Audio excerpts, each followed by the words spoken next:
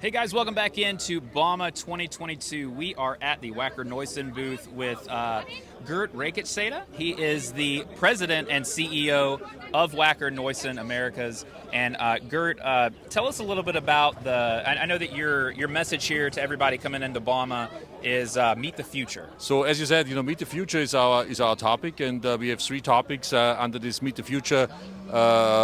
Global topic, so to speak. First of all is meet green. As you can see, Right. Zero emission is very important for us. So we are very excited that we have many new products here with zero emission, which we are showcasing.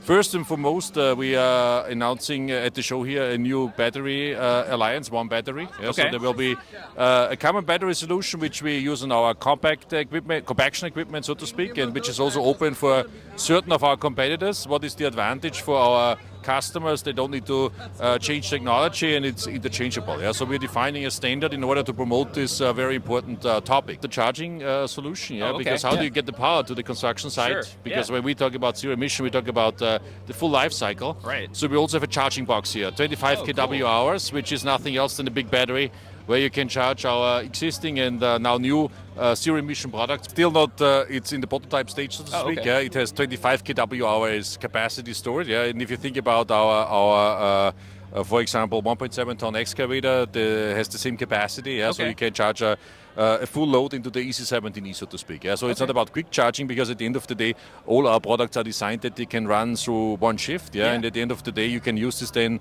either to charge it overnight, or if it's a lower capacity battery, you can charge it even faster. On the battery technology, obviously, what's really one of their bigger questions, right, is how long is the battery going to last? What do you think in terms of like lifetime run hours you should be shooting for? Is it 10,000 hours? Is it less than that? Like, It's also talking about batteries. It's not about the lifetime, the runtime hours. It's about cycling yes, right. charging cycles. That Charging I say, right? cycles. Charging cycles. And we see, how many hours do you run on a compact piece of equipment? Right. It's not thousands of hours each year. I mean, 3.5 ton excavator runs 500, 600 hours a year, so it's not the workhorse, the 20 ton excavator. Right, So, yeah. however, having said that, the hours are the one thing, the charging cycles are the other thing. So we have the strong belief with the solutions we have on the lithium-ion side, that this works well through the first life of the excavators, and we have solutions for the second life of the excavators, and I think that's what the customers are concerned, because they don't care what happens in the third or fourth life at the end of the day. And we are learning as we are progressing, and we see, the batteries are capable of more than what we thought, at the end of the day. And there's also even a usage afterwards where you can use these batteries in other applications, and you can refurbish them and reuse them, which is also important, talking about, Yes. carbon footprint, because Exactly. it's the whole life cycle we are talking about. Zero emission's always been very important to you guys. You guys have been at work on the green side of things for a long time, obviously. And so with battery technology advancing at the rate that it is, how far off do you kind of feel like it kind of penetrating through more of the lineup that you guys are, or do you kind of feel like you're just kind of feeling that out based on the customer demand? And Yeah, absolutely. We have been first mover, and we believe in the zero emission concept. Do we see progressing? Yes. Will there be more products? Yes. Will there be zero emission solutions for all our products? No. Because it always depends on the size class and on the application. If you talk about smaller compaction equipment, I strongly believe that there will be zero emission only in the future. I mean, talking about rammers and plates for sure. Talking about smaller compact equipment, smaller excavators, up until 19 kW hours, or kW, so to speak, on the diesel engine side. I also believe in zero emission only solutions. And then there's niches for bigger pieces of equipment, and maybe also hybrid solutions. That's what we believe in. Do we know the final answer yet? No, but we are going ahead this route, and there will be certainly diesel engines in the future as well, but only for the bigger machines, as we believe in. what are you guys exploring hydrogen at all, or what's kind of the stance on that for you guys? Hydrogen for now is not a topic for us, but as you say, there's multiple solutions to get to zero emissions. I mean, in theory, you can still use, a combustion engine and just enter, or pull in HVO at the end of the day. So then you don't need to charge nothing. Then there's the hydrogen solution, either with a fuel cell, without a fuel cell, you name it. But we believe in the battery driven electric drivetrain, so to speak. And that's what we believe in, and we are pursuing this route. However, you still always need to keep your eyes open, because the final solution is not there yet. And when something is changing, we're always having an open eye and looking on these things. Well, on the meat innovation side, that's one of the three kind of tenets that you guys are you've got the EW100, the new wheeled excavator under the innovation. Tell us a little bit about the EW100 and why that fits under that innovation banner. Sure. Innovation and engineering has always been key for Wacker Neuson. We've been around for more than 170 years. We have been leading in the era of wheeled excavators on the 10 and the 6.5 ton class, and now we're excited that we have the latest and greatest EW100. It is an important product for us because it carries lots of technology in there. So it's the first excavator we have where there is EH-controlled hydraulics in there. So this is very, very fascinating there. It's coming from the bigger end, and it enables many features which we have not been able to facilitate before. But besides that, it's state of the art. It has latest technology in there, automatic detection of the attachments and so on. So that's why we are very excited to have this as a carrier of technology for the future. So it's an important product, especially for Europe. I mean, Germany, Austria, Switzerland, France, Scandinavia. That's where we are leading. In North America, it's not yet there. We are selling it, but it's a niche. But it's a very versatile product because at the end of the day, you can save the transportation in between construction sites. And Wacker Neuson has been selling the current version of the W100 for quite some time in the US and in Canada, and we will also be selling the new one. We're excited to have it available for us now. Yeah, absolutely. And in North America, I guess it's two questions, but what is the typical customer that is using the EW100 in North America, but who do you think also that maybe not be using this solution should be considering it and would make their lives easier, I guess? Yeah, good question. I mean, right now it's municipalities who are using it, because they see the versatility at the end of the day. If you are in metropolitan areas like in New York and stuff like that, you can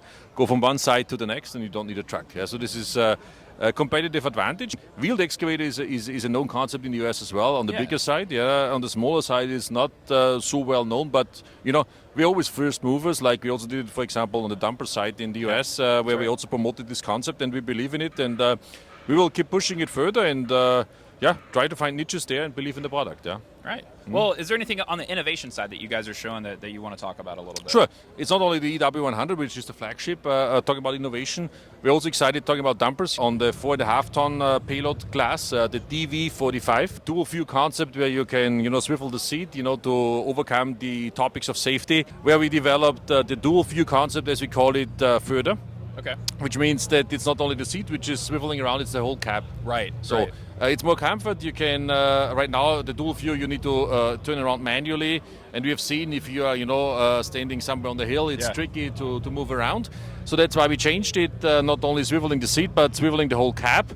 This is done hydraulically, which enables you to do this in all situations where you're in it. And it also enables you, when you just swivel 45 degrees, if you want to fill, gravel on the side, you can drive in parallel to the side where you want to dump, cool. And you can also look into this direction, and that's what we believe in, and this will be the solution also for our future models to come. What we're also showcasing here, and talking about the US, it's a product coming from the US, so what I'm in charge of as well, from a manufacturing point of view, it's our UTL, our walk-behind skid steer, the SM100. So, as you know, we have been selling this thing very successfully for a year now in the US. I mean, demand is high. It's a product which is, in high demand. The customer love it.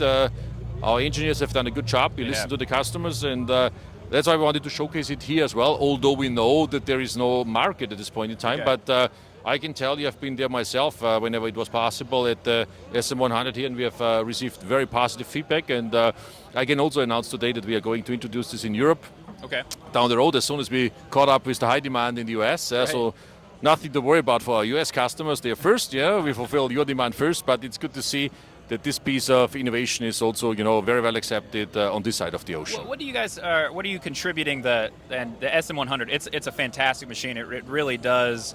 It hits so many of those with the 1,000 pound lift capacity and just kind of the narrowness of the machine. It really, the thought about operator comfort all around the control scheme, right? So many things about it from an engineering perspective are so good and well done. But is there anything larger beyond that you guys are seeing the demand for it for? Like, what is the reason that contractors are loving it so much? Yeah, because it's a versatile machine. Okay. So you can put many attachments on there. You can normally only put on the skid steer. And it's a more versatile machine where you can easily jump on and off, being that there's no cap, because it's cumbersome to get into a skid steer. And the operator comfort, as you said, is not only a marketing argument, our customers love it. Yeah, so that's what tells me that this is going to be an important product for the future. And I mean, at the end of the day, let's face it, it's replacing manual labor where guys in the past needed to work manually in the backyard, and now they're using the weekend warriors, you name them, UTL at the end of the day. So that's why this thing is coming, and obviously we've done a good job to listen to our customers, and they appreciate it. And the market in general is growing, which is positive, because if there's other guys out there promoting this concept, even in Europe, then I'm very positive for this particular product type. Yeah. Speaking of the market and kind of what you were talking about, catching up with some of the demand on the SM100. Do you guys feel like you're maybe, at least in the American market, we'll just keep it to that, but like the supply chain issues and everything like that, right? I mean, because I remember visiting Menominee Falls, and there were machines that were waiting on like one component, right? Are you guys mostly over that hump? Are you still experiencing some of those things? What is kind of the situation there looking into 2023? Yeah, good question. I mean, right now we have a situation, where there's more demand than supply. I mean, we've come a long way. I mean, I always said, at the beginning of the year, for each problem we fixed on the supply chain, there was 2 more new problems, Now the ratio is much better, let's say this way. Yeah. I mean, is there still problems? Sure, yeah, but it's getting much better, and I mean, if you have gotten through all the components at the end of the day, you fix them all, yeah. So we see it's still tough, but we have fixed the majority. The output is getting better, and right. I mean, I still see a very strong demand on the market in the US for next year. Europe is also still strong, but on the other hand, we will see how Europe develops, but I see on the supply chain, it will normalize itself, yeah, because I mean, the trees are not going, up unlimited. At the end of the day, it will normalize itself, and that's why I'm positive there, because we have a good, a team who is working on the supply chain issues there, and what we've learned the hard way as an industry, I mean, you got, a source in the region for the region. This global supply chain thing worked in the past, yeah, but now it's only theory, yeah, and it's not only about best cost country, but it's also about best availability, and that's what we've learned, and that's what we try to do. Yeah. Easier said than done, but to answer your question, it's getting better, but we're not there yet 100%. Yeah. And with the North American market in particular, obviously compact equipment, rental, right, they've grown by leaps and bounds over the last 10 years, and there's different reasons for that, but obviously that has helped Wacker Neuson in North America a great deal. What are some of the specific aspects of that growth, that interest in compact equipment that you guys feel has been the most kind of helpful for your brand in particular, or what things have you new customers that you've heard from that are using the machine for specific applications, or what brought them to you? I guess it's a Yeah, it's also a good question, so to speak. I mean, what brought them to us? I mean, there's options out there. Yeah. Right. So, and I mean, we started on the rental side, which is not a bad thing to do. To get penetration into the market, and now we've shifted our focus a little bit on the compact equipment side, going into retail as well. Because I mean, as you know, the market is 2/3 retail and 1/3 rental. Both things are important, both legs are important. But at the beginning, we were just focusing on the rental side, not on the big guys, but on the rental parks of our dealers and customers.